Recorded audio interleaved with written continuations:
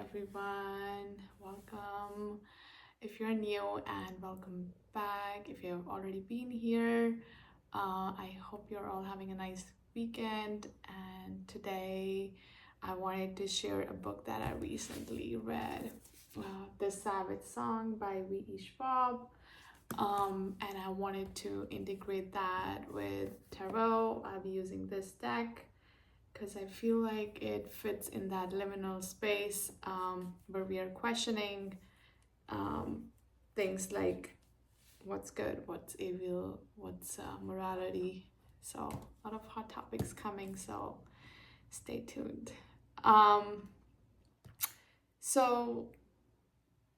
In this Savage Song,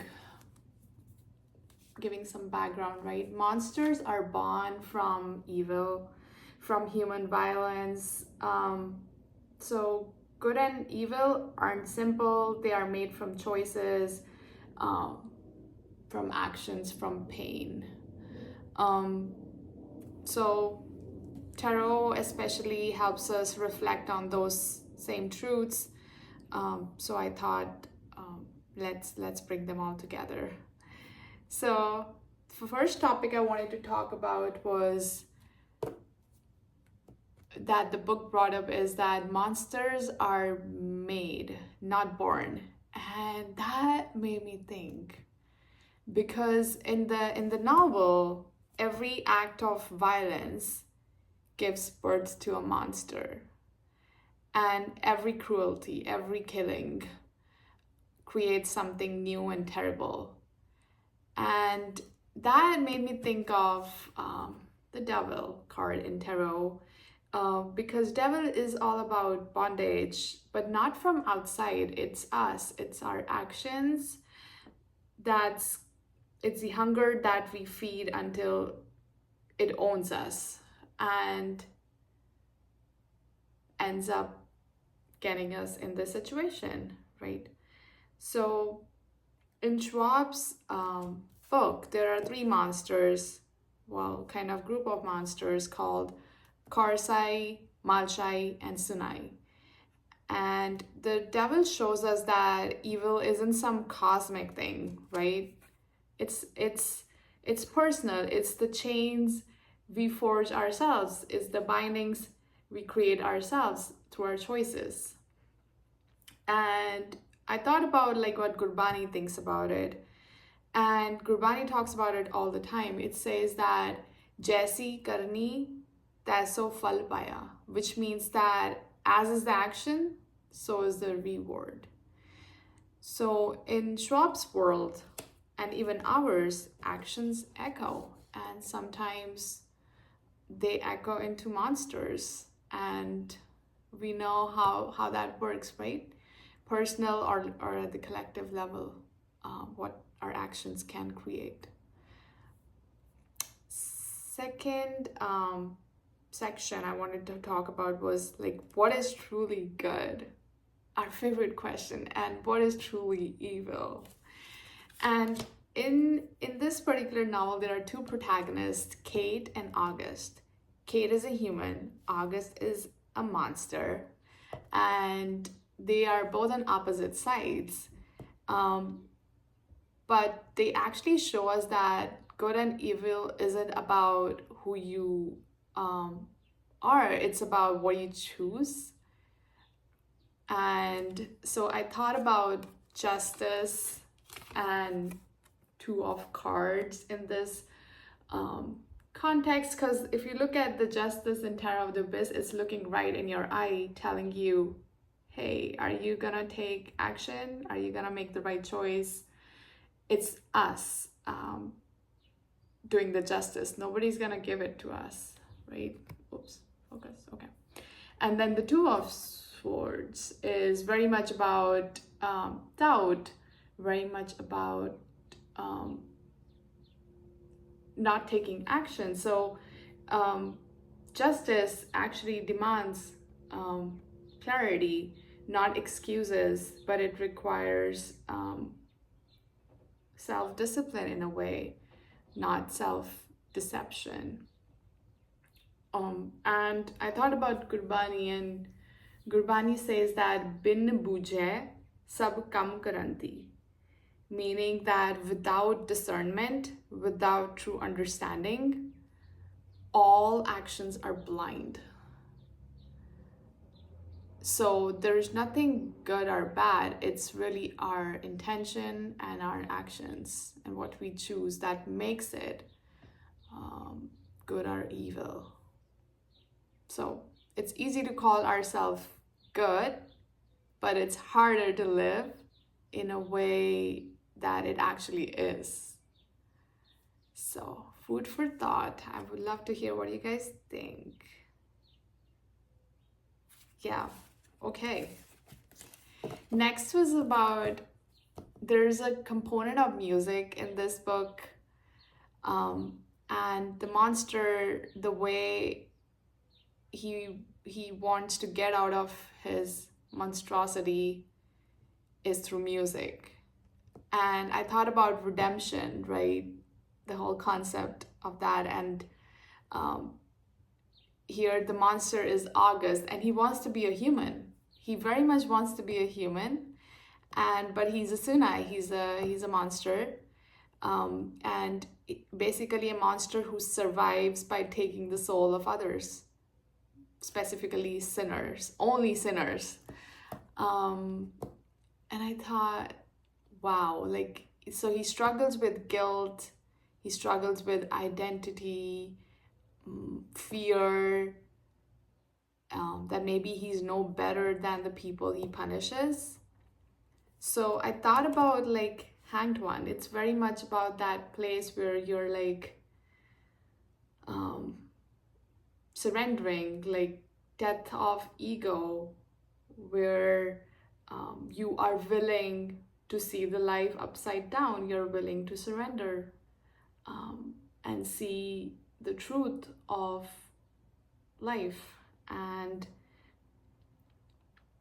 I thought that what Gurbani says about it, and I found that Gurbani says Naam rate sahaj samay, meaning if you are seeking the truth, or if you're at least trying to surrender, trying to see the truth, you'll find peace. So, can we accept who we are with all our flaws and still choose to become better?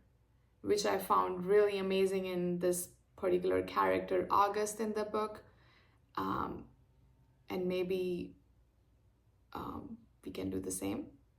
We can strive for better and be gentle with ourselves. Next was, there's a lot of death in the book. And sorry, just a moment. Okay. Sorry about the background noise, by the way. It's just suburb thing. So next is about facing death. There was so much death in the book, and it was kind of making me think about the war-prone areas. And still, like, there's so much war going on in the world, and it made me think of Death card. Okay, focused. So death is everywhere in the book, the Savage Song, and not just literal death, but like there's a lot of layers of like death of illusions, death of childhood, of safety. That was interesting, because what do we do when we come across situations which are not in our control? And I felt like in tarot, death isn't just about endings. It's actually very much about beginnings. It's about transformation, right? So this, I wanted to read about this one in the book because it was intriguing. And the book said that she waits within the liminal space. She hears the call of transmutation. Her roots dig deep into creation. She lives in the endless night sky where stars collapse and are reborn. And I was like, wow. Like in Gurbani, death isn't destruction either. It's very much about returning to the truth. Um, the Gurbani starts with like this Mool Mantar, and there's just two words, Ajuni Sabang, meaning that the soul was never born and it never dies. So every ending actually opens a doorway, and it's about how to stay open for that cycle of change, of transformation. And that also goes for even the dark doorways that end, and it's hard for us to come to terms with them.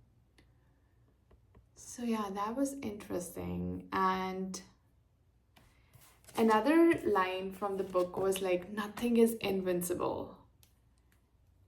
And I was like, what actually dies, right? So in the book, the line is that nothing is invincible.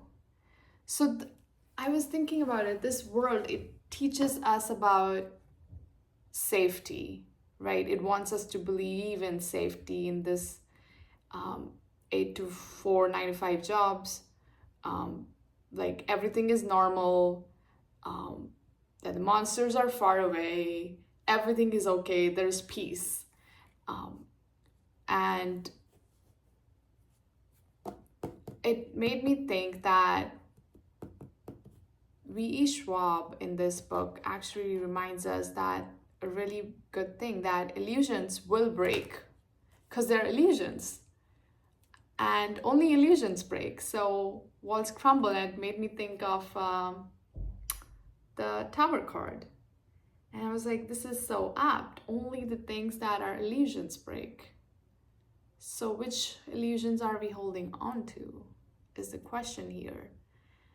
Because maybe we're not seeing the whole truth, and things break, but because they were not aligned in the first place with the truth. So this is the Tower from Tower of the Abyss. And Gurbani about this says that "Jhoot na paave, sach tike." Like, I was so shocked because it says that falsehood never lives. Only truth remains. That's just how it works. I was like, wow, okay. So the question isn't whether we can hold on to the illusion, it's whether we are brave enough to walk through this, right? It requires a lot of courage. We can't skip the human experience. It's gonna take a lot of courage. So that was interesting. So yeah, this book, it's I really enjoyed reading it. It made me think about a lot of different things that I mentioned a little bit here, but it's just not about monsters. It's a story about choices, which I loved. I'm all about choices. It's a story about survival, like real survival, staying human when the world tells you to forget what that even means, right? And Tarot and Gurbani both tells us that good and evil aren't forces outside us. There is no devil outside us. They're just choices, moment by moment, breath by breath, and we just need to take it day by day, right? And so I want to really thank you for walking through the abyss with me.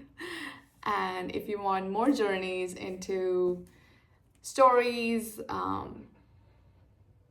spirits, symbolism, stick around.